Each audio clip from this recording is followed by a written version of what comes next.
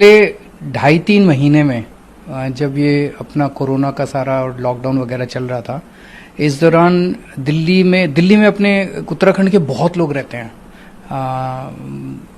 पहाड़ों से आए हुए बहुत लोग रहते हैं।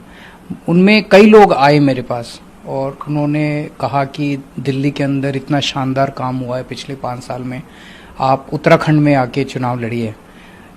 एक व्यक्ति आया अपनी बहुत सारे कॉलोनी के लोगों को लेके, उसकी बेटी के 93% नंबर आए थे और सरकारी स्कूल में। उसने कहा मैं तो सोच भी नहीं सकता था कि इतने अच्छे नंबर आएंगे, मैं अपनी बेटी को डॉक्टर बनाना चाहता हूँ। और मैंने उम्मीद नहीं की थी कि सरकारी स्कूल में पढ़ने वाली मेरी बेटी डॉक्टर बन सकती है, लेकिन अब मुझे लग रहा है कि मेरी बेटी डॉक्टर बन सकती है। सो सब लोगों ने कहा कि आप उत्तराखंड में चुनाव लड़िए। हमें क्लियर नहीं था कि उत्तराखंड में लड़ना चाहिए कि नहीं लड़ना चाहिए, तो हमने फिर उत्तराखंड में सर्वे कराया और सर्वे में लोगों से पूछा कि क्या आप चाहते हैं कि आम आदमी पार्टी उत्तराखंड में चुनाव लड़े। तो उत्तराखंड में 62% लोगों ने सर्वे में कहा कि आम आदमी पार्टी को चुनाव लड़ना चाहिए। तो तब आम आदमी पार्टी ने, फिर हमने सबने मीटिंग की और तय किया कि आम आदमी पार्टी चुनाव लड़ेगी। सर, आपकी नज़र में, आम आदमी पार्टी की नज़र में आज की तारीख में कौन से अहम मुद्दे होंगे उत्तराखंड के लिए? उत्तराखंड में मुझे लगता है कि 3 मुद्दे सबसे इम्पोर्टेंट हैं। एक तो रोजगार नहीं है बच्चों के पास, जिसकी वजह से उत्तराखंड से पलायन बहुत हो रहा है। कोई भी अपना घर छोड़ के नहीं जाना चाहता। अगर वहीं रोजगार मिलेगा तो लोग अपने घर में रह के ही रोजगार करना चाहते हैं। दूसरा, वहाँ पे स्कूलों की बड़ी प्रॉब्लम है, शिक्षा की बड़ी प्रॉब्लम है, कॉलेजेस की बड़ी प्रॉब्लम है। सरकारी स्कूल, सरकारी कॉलेजेस की हालत बहुत ज़्यादा ख़राब है। प्राइवेट स्कूलों का बहुत ज़्यादा शोषण है। तो जैसे दिल्ली के अंदर हमने ठीक किया स्कूलों को, शिक्षा को, वैसे ही वहाँ भी लोगों को अब ये भरोसा है कि यही लोग ठीक कर सकता है। इन्होंने दिल्ली में करके दिखाया, अब ये उत्तराखंड में भी करेंगे। और वैसे ही स्वास्थ्य सेवाओं का, अस्पतालों का, इसका बहुत बुरा हाल है।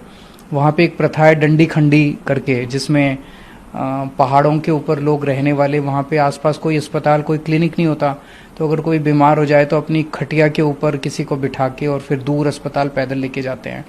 तो अब गांव-गांव के अंदर क्लिनिक खुलने चाहिए। जैसे दिल्ली में जब किसी ने यकीन नहीं किया था कि हर मोहल्ले में क्लिनिक खुल जाएंगे, ऐसे ही लोग जब मैं कहता हूँ तो यकीन नहीं करते कि गांव-गांव के अंदर, बस्ती-बस्ती के अंदर क्लिनिक हो सकते हैं।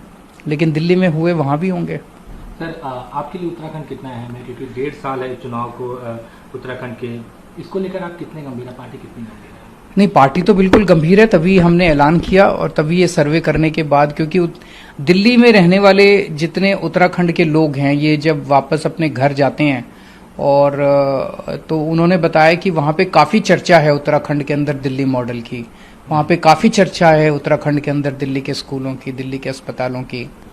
अगर आप एक तरह से देखें तो 70 साल में पहले उत्तराखंड उत्तर प्रदेश का हिस्सा था और उत्तराखंड के लोगों का मानना है कि जब वो उत्तर प्रदेश का हिस्सा था तो उसके साथ सौतेला व्यवहार होता था और इसीलिए उत्तराखंड का विकास नहीं हो पाया।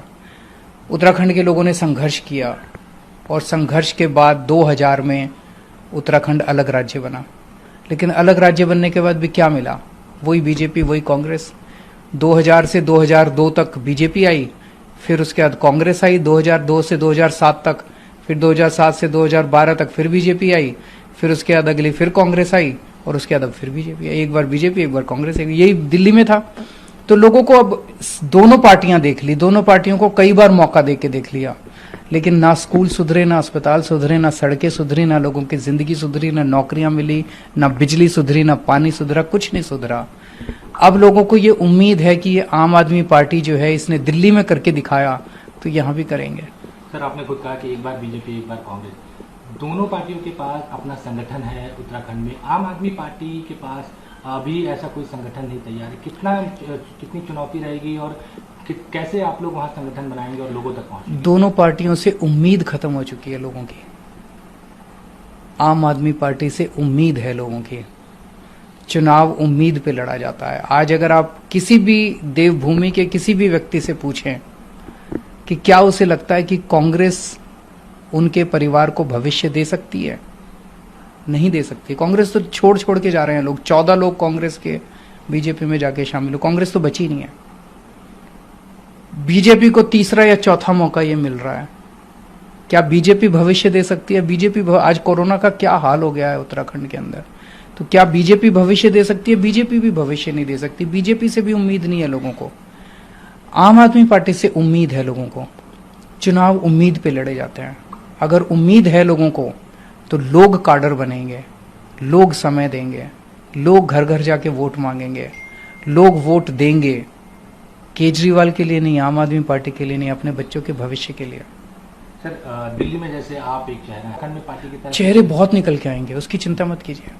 1 करोड़ लोग उत्तराखंड के, उनके साथ मिलके एक उत्तराखंड मॉडल बनाएंगे। जैसे दिल्ली मॉडल है, एक देवभूमि मॉडल होगा जो पूरी दुनिया में फेमस होगा। तो ये माने कि आम आदमी पार्टी आने वाले चुनाव में 70 की 70 सीटों पर उत्तराखंड। बिल्कुल, फरवरी 2022 में जो उत्तराखंड में विधानसभा चुनाव होंगे उनमें सभी सीटों पे आम आदमी पार्टी चुनाव लड़ेगी।